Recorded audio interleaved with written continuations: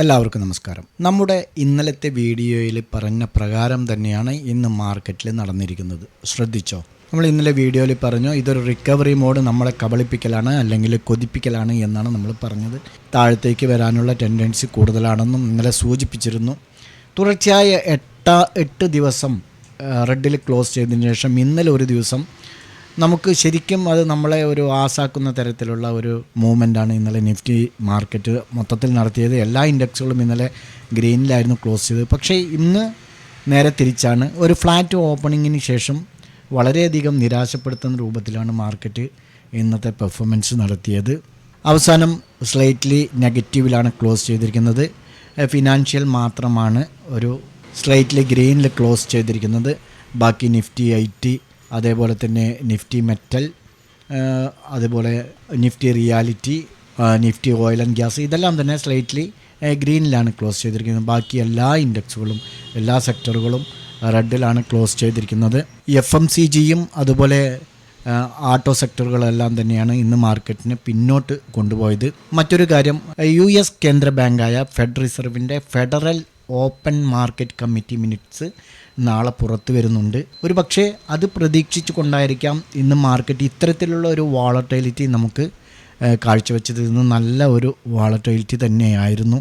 Reserve അവർ ഒരു കടുത്ത നിലപാട്, അതായത് ഇൻട്രസ്റ്റ് റേറ്റ് വെട്ടിക്കുറയ്ക്കുന്നില്ല എങ്കിൽ, അത്തരത്തിലുള്ള ഒരു നിലപാടാണ് സ്വീകരിക്കുന്നതെങ്കിൽ അത് FIers-ന് അവരുടെ പ്രതീക്ഷയ്ക്ക് ചെറിയൊരു മങ്ങലേൽക്കുകയും അത് വീണ്ടും നമ്മുടെ മാർക്കറ്റ് മുകളിലേക്ക് വരാനുള്ള സാധ്യതയും തെളിയുന്നുണ്ട്.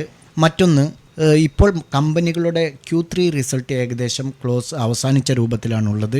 ഇപ്പോൾ പ്രധാനമായും മാർക്കറ്റിനെ മുന്നോട്ട് കൊണ്ടുപോകുന്ന അല്ലെങ്കിൽ മാർക്കറ്റിനെ സ്വാധീനിക്കുന്ന ഘടകങ്ങൾ എന്ന് പറയുന്നത് ആഗോള സംഭവവികാസങ്ങൾ മാത്രമല്ല ഇന്നലെ ചൈനീസ് പ്രസിഡന്റ് ജി ഷിൻപിങ് ഒരു ഗൗരവമേറിയ അല്ലെങ്കിൽ ഒരു പ്രധാനപ്പെട്ട ഒരു വാക്ക് അയാൾ ഉച്ചരിക്കുകയുണ്ടായി. അതായത് സർക്കാർ ബിസിനസ് ബന്ധങ്ങളിൽ, ഗവൺമെൻറ് ബിസിനസ് ബന്ധങ്ങളിൽ കറകളഞ്ഞ സമീപനം പുലർത്തേണ്ടതുണ്ട് എന്നുള്ളൊരു വാക്ക് ചൈന പ്രസിഡന്റ് പറഞ്ഞതുകൊണ്ട് തന്നെ സർക്കാരിൻ്റെ പുതിയ സംരംഭങ്ങൾക്ക് ഈ വിദേശ നിക്ഷേപകരിൽ നിന്ന് ഒരു നല്ല പ്രതികരണം കിട്ടും എന്ന് പ്രതീക്ഷിക്കുകയാണ്. അങ്ങനെ പ്രതികരണം ലഭിച്ചാൽ അത് നമ്മുടെ മാർക്കറ്റിന് ശുഭകരമായ ഒരു വാർത്തയായിരിക്കില്ല. വിശാല വിപണിയിലേക്ക് വരുമ്പോൾ ഇന്ന് ഭൂരിഭാഗം സെക്ടറുകളും ചുവപ്പിലാണ് ക്ലോസ് ചെയ്തിരിക്കുന്നത്. നിഫ്റ്റി സ്മോൾ ക്യാപ്പ് 1.59% നഷ്ടമാണ് രേഖപ്പെടുത്തിയത്. Nifty consumer durables 1.36%, Nifty IT 0.95%, oil and gas 0.51%-മാണ് നഷ്ടം രേഖപ്പെടുത്തിയിരിക്കുന്നത്.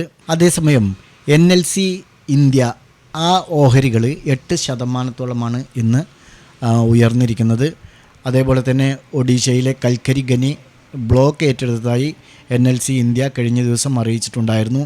ഈ നീക്കം വരുന്ന റിസൾട്ടുകളിൽ വരുന്ന കമ്പനിയുടെ ഉൽപ്പാദനശേഷി കാര്യമായി വർദ്ധിപ്പിക്കുമെന്നും വരുമാനം കൂട്ടുമെന്നുമാണ് വിലയിരുത്തുന്നത്. ഇപ്പോൾ ഷെയർ 225 രൂപയിലാണ് ഇന്ന് ക്ലോസ് ചെയ്തിരിക്കുന്നത്. ടെക് മഹീന്ദ്ര, വിപ്രോ, അതേപോലെ ONGC, Apollo hospital, HDFC bank ഇവയെല്ലാം തന്നെ ഇന്ന് പോസിറ്റീവിലാണ് ക്ലോസ് ചെയ്തിരിക്കുന്നത്.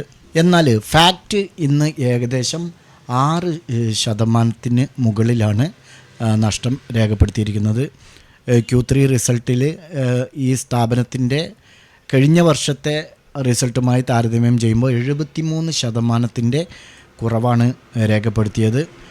ഇന്നത് 707 രൂപയിലാണ് ഫാക്റ്റ് ക്ലോസ് ചെയ്തിരിക്കുന്നത്. മറ്റൊരു കാര്യം, കല്യാൺ ജ്വല്ലേഴ്സ് ഏകദേശം 5% നഷ്ടമാണ് രേഖപ്പെടുത്തിയിരിക്കുന്നത്. 4.60. കഴിഞ്ഞ കുറച്ച് ദിവസങ്ങളായി കല്യാൺ ജ്വല്ലേഴ്സ് ഒരു മോശമായ പ്രകടനമാണ് കാഴ്ചവെച്ചുകൊണ്ടിരിക്കുന്നത്. 483 രൂപയിലാണ് ക്ലോസ് ചെയ്തിരിക്കുന്നത്. അതേപോലെ Bharat electronics, trend, IndusInd bank, Tata Motors, M&M തുടങ്ങിയ ഈ ഷെയറുകളെല്ലാം തന്നെ ഇന്ന് നെഗറ്റീവിലാണ് ക്ലോസ് ചെയ്തത്. ഏതായിരുന്നാലും വരും ദിവസങ്ങളിലും മാർക്കറ്റിനെ നമുക്ക് സസൂക്ഷ്മം വീക്ഷിക്കേണ്ടതുണ്ട്. പോസിറ്റീവായ കാര്യങ്ങളൊന്നും തന്നെ തീർച്ചയായും മാർക്കറ്റിൽ കൂടുതലായിട്ടില്ല. നമ്മൾ കഴിഞ്ഞ ഞായറാഴ്ചയിലെ വീഡിയോയിൽ അതെല്ലാം ഡിസ്കസ് ചെയ്താണ്. കൂടുതലും നെഗറ്റീവ് കാര്യങ്ങളാണ് നമുക്ക് സമീപിക്കാനുള്ളത്. ഓക്കെ, നമ്മുടെ ലെവലുകളിലേക്ക് വരുമ്പോൾ ഇന്നലെ 22,725 സപ്പോർട്ടും 23,142 റെസിസ്റ്റൻസുമാണ്. പക്ഷേ ഇന്ന് അത് രണ്ടും ബ്രേക്കൗട്ട് നടത്തിയിട്ടില്ല. ബാങ്ക് നിഫ്റ്റിയിലേക്ക് വരുമ്പോൾ 49,825, അതേപോലെ 48,515. ഇതും ഇന്ന് ബാങ്ക് നിഫ്റ്റിയും നമുക്ക് ബ്രേക്കൗട്ട് നടത്തിയിട്ടില്ല. സെൻസെക്സിലേക്ക് വരുമ്പോഴും നമുക്കിന്ന് ഇത് കറക്റ്റായിട്ട് സപ്പോർട്ട് റെസ്പെക്റ്റ് ചെയ്ത് തിരിച്ച് കയറി. അതേപോലെ തന്നെ ഇന്ന് ഓപ്പൺ ചെയ്തത് റെസിസ്റ്റൻസ് 76,760 ആയിരുന്നു, സപ്പോർട്ട് 75,400 ആയിരുന്നു. അതും ഇന്ന് ബ്രേക്കൗട്ട് നടത്തിയിട്ടില്ല.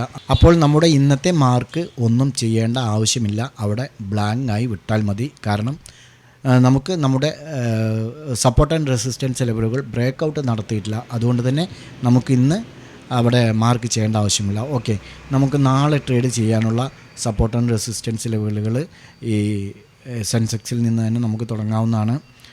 സപ്പോർട്ടായിട്ട് 75,400, അതിനും അല്പം താഴേക്ക് നമുക്ക് വയ്ക്കുന്നത് 75,300. ഓക്കെ, 75,300 15 മിനിറ്റ്സ് ടൈം ഫ്രെയിമിൽ സപ്പോർട്ട്. അതേപോലെ റെസിസ്റ്റൻസ് ആയിട്ട് നമുക്ക് അല്പം ഇറക്കി വയ്ക്കാം 76,490. ഇതാണ് റെസിസ്റ്റൻസ്. അതേപോലെ 1 അവറിലേക്ക് വരുമ്പോൾ നമുക്ക് റെസിസ്റ്റൻസ് ആയിട്ട് ഇവിടെ വയ്ക്കാവുന്നതാണ് 76,960. സപ്പോർട്ടായിട്ട് 74,935. 1 അവർ ടൈം ഫ്രെയിമിൽ സെൻസെക്സിൽ നമുക്ക് ഇങ്ങനെ വാച്ച് ചെയ്യാവുന്നതാണ്. ബാങ്ക് നിഫ്റ്റിയിലേക്ക് വരുമ്പോൾ നമുക്ക് സപ്പോർട്ടായിട്ട് 48,510 തന്നെയാണ്. ഇന്നലെ പറഞ്ഞ അതേ ലെവലുകൾ തന്നെ, നമുക്ക് മാറ്റേണ്ട ആവശ്യമില്ല. റെസിസ്റ്റൻസ് നമുക്ക് അല്പം താഴത്തേക്ക് ഇറക്കി വയ്ക്കാവുന്നതാണ്. ഇവിടെ നിന്നും നമുക്ക് റെസിസ്റ്റൻസ് ആക്ട് ചെയ്യാനുള്ള സാധ്യതയുണ്ട് 49,480. ഇത് 15 മിനിറ്റ്സ് ടൈം ഫ്രെയിമിലാണ് സപ്പോർട്ട് ആൻഡ് റെസിസ്റ്റൻസ് പറഞ്ഞത്.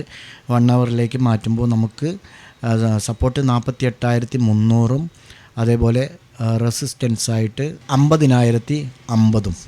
അപ്പോൾ ബാങ്ക് നിഫ്റ്റിയിൽ സപ്പോർട്ട് ആൻഡ് റെസിസ്റ്റൻസ് ലെവലുകൾ നമുക്ക് ഇങ്ങനെ വാച്ച് ചെയ്യാവുന്നതാണ്. ലാസ്റ്റ് വൺ നിഫ്റ്റിയിലേക്ക് വരുമ്പോൾ നമുക്ക് സപ്പോർട്ടായിട്ട് 22,725 തന്നെയാണ്. മറ്റൊരു കാര്യം, നമുക്ക് ഇവിടെ നിന്ന് സപ്പോർട്ട്, ഇവിടെ ചെറിയൊരു സപ്പോർട്ട് ആക്ട് ചെയ്യാനുള്ള സാധ്യത കാണുന്നുണ്ട്. അങ്ങനെയാണെങ്കിൽ നെക്സ്റ്റ് സപ്പോർട്ടിലേക്ക് 77 പോയിൻ്റേ ഉള്ളൂ. പ്രത്യേകം ശ്രദ്ധിക്കേണ്ട ഒരു കാര്യം തന്നെയാണ്. പക്ഷേ അത് വലിയ ഒരു അപകടത്തിലേക്ക് നമ്മളെ നയിക്കും. അതുകൊണ്ട് തന്നെ 22,725 തന്നെ മതി ഫസ്റ്റ് സപ്പോർട്ട് 15 മിനിറ്റ്സ് ടൈം ഫ്രെയിമിൽ. അതേപോലെ റെസിസ്റ്റൻസ് നോക്കുകയാണെങ്കിൽ 23,100 15 മിനിറ്റ്സ് ടൈം ഫ്രെയിമിൽ നമുക്ക് നിഫ്റ്റിയിൽ സപ്പോർട്ട് ആൻഡ് റെസിസ്റ്റൻസ് ഇതാണ്. 1 അവറിലേക്ക് വരുമ്പോൾ 22,725 സപ്പോർട്ട്. 22,603 സപ്പോർട്ട്.